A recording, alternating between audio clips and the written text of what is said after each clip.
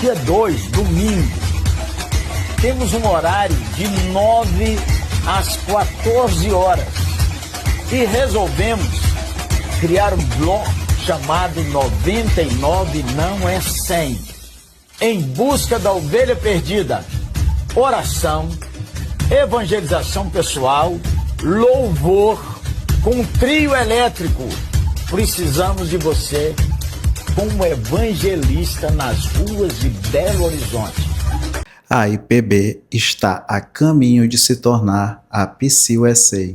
Eu coloquei um título forte, uma thumb chamativa e comecei o vídeo logo com essa frase, porque eu andei me perguntando nos últimos dias por que os vídeos que eu falo da IPB, eles alcançam tantas pessoas dentro da métrica que nós temos. Por que será que quando falamos deste problema da IPB, os vídeos engajam, eles são procurados, as pessoas estão pesquisando sobre isso, ou tudo isso já nasce de um próprio receio que as pessoas têm que isso aconteça de fato com a IPB?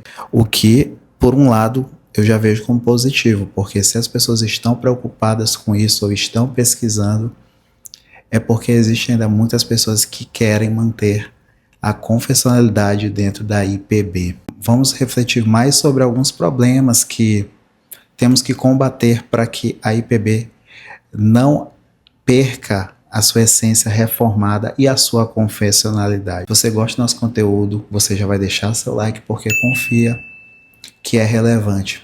Se você não conhece o vídeo até o final, e aí sim considere se inscrever ou curtir o nosso conteúdo. A Igreja Presbiteriana do Brasil, a IPB, sempre foi conhecida por ser uma igreja reformada, calvinista. Porém, a confessionalidade muitas vezes assusta alguns membros. Talvez até mesmo porque tudo que é relacionado a reformado e calvinista no nosso país ainda é muito relacionado ao monergismo. Ou seja, a doutrina da salvação, predestinação, 5 pontos do calvinismo, que inclusive é outro tipo de vídeo que costuma dar mais engajamento no nosso conteúdo. Quando você fala de calvinismo, fala de salvação, são temas que as pessoas gostam também.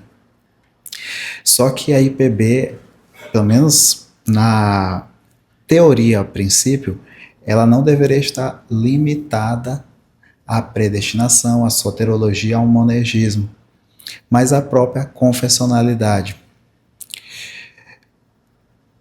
Em muito tempo não se ouvia nem falar em confissão de fé de Westminster. Catecismos de Westminster, breve, catecismo maior. Muitos presbiterianos no Brasil acho que até morreram sem conhecer que isso existia. Os presbiterianos das décadas iniciais, creio que por 60, 80, eles tinham o Rubem Alves como seu maior teólogo, que é um presbiteriano totalmente liberal. Quando não há uma confessionalidade forte, pode ocorrer justamente o que aconteceu na PCUSA, que é o liberalismo teológico entrar na igreja. E foi isso que aconteceu durante esse período aí que eu citei da presbiteriana. Porque não existia essa questão da confessionalidade. Isso ainda soa muito estranho no meio da IPB aqui no Brasil. Inclusive eu vi o Felipe Macedo do canal Teologia Confessional. Desculpa aí, Felipe, porque como mudou o nome eu ainda não gravei muito bem. Ele falou sobre a questão que as próprias institutas de Calvino elas foram traduzidas tem pouco tempo. Vários livros que inclusive a própria editora do Felipe, Caridade Puritana, que foi traduzir obras fantásticas dos reformados. Tudo isso foi mais recente. de uns anos para cá. Então, ao fazer um paralelo com a PCUSA, eu posso ver uma diferença que pode ser que nos deixe otimistas. Porque a PCUSA, ela começou com a confessionalidade e foi perdendo, justamente porque foi cedendo. Foi retirando coisas da sua confissão. Ela é modificada, a Confissão de Fé de Westminster americana,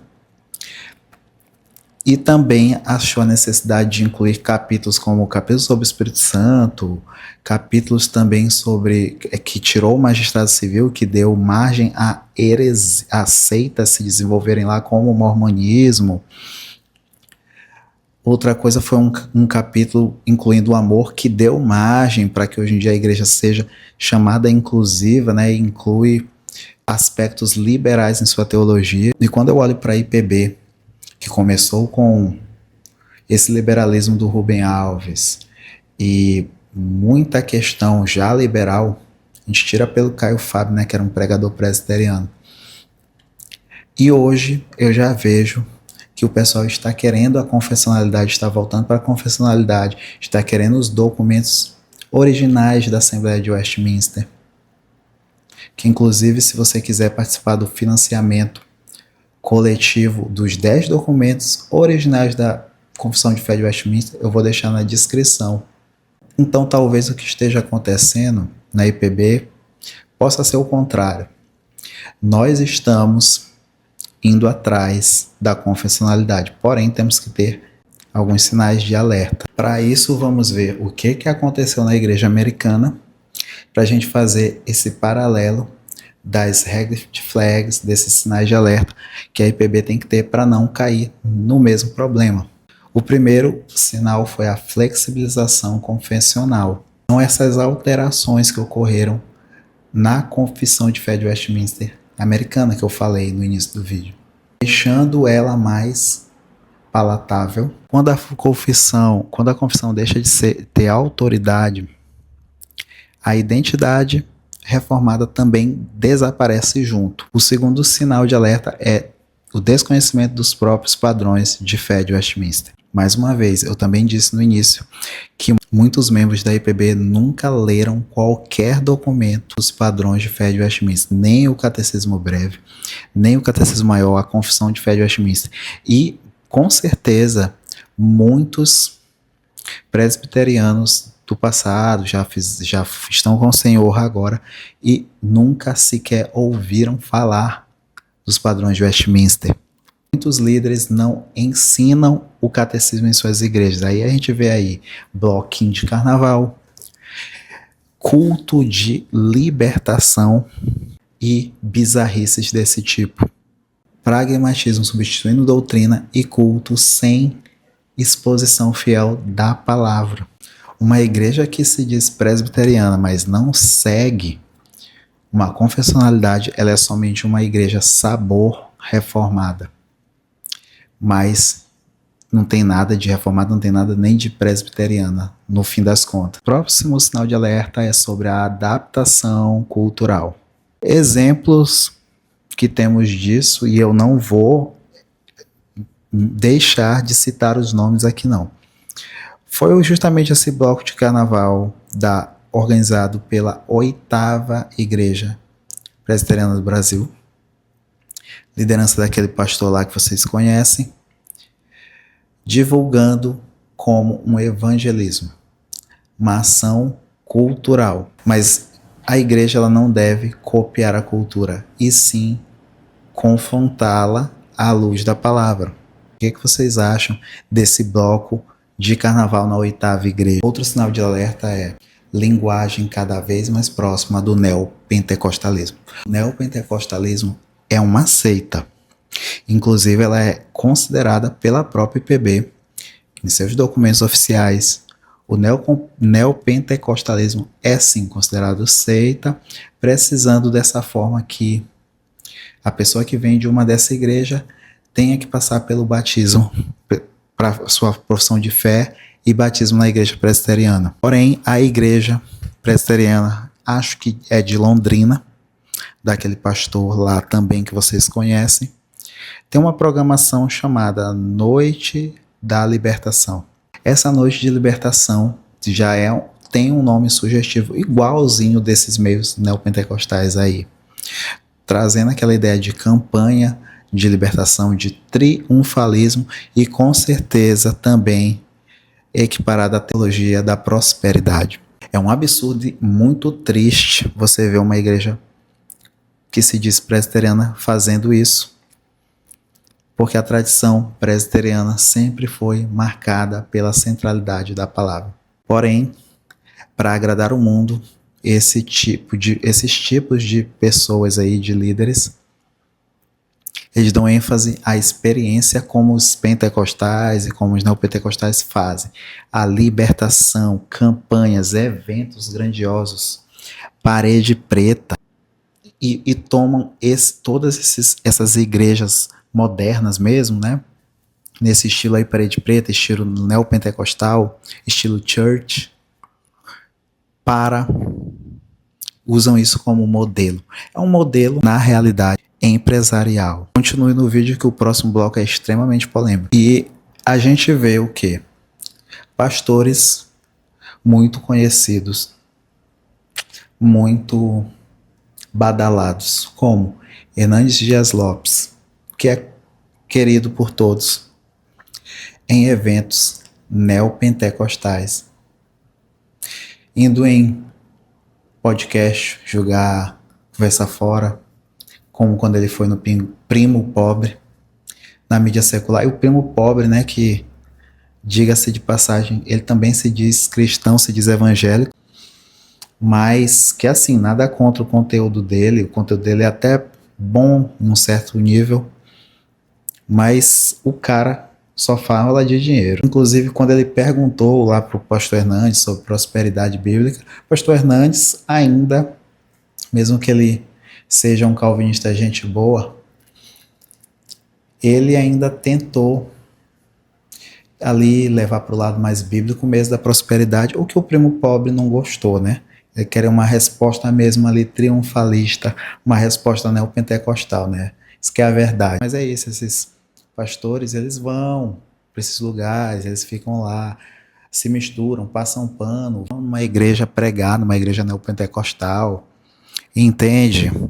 É um absurdo. E aí tem que se moldar, não pode confrontar o pecado, porque você está sendo pago para ir lá, não é verdade? No bloco a gente vai falar mais sobre esses calvinistas gente boa. Teve uns meses, acho que foi no mês passado ou no mês retrasado, estava esse debate sobre o lado A e o lado B, sobre atração afetiva, ser ou não pecado, se um próprio pecado, a própria tentação em si era um pecado e etc.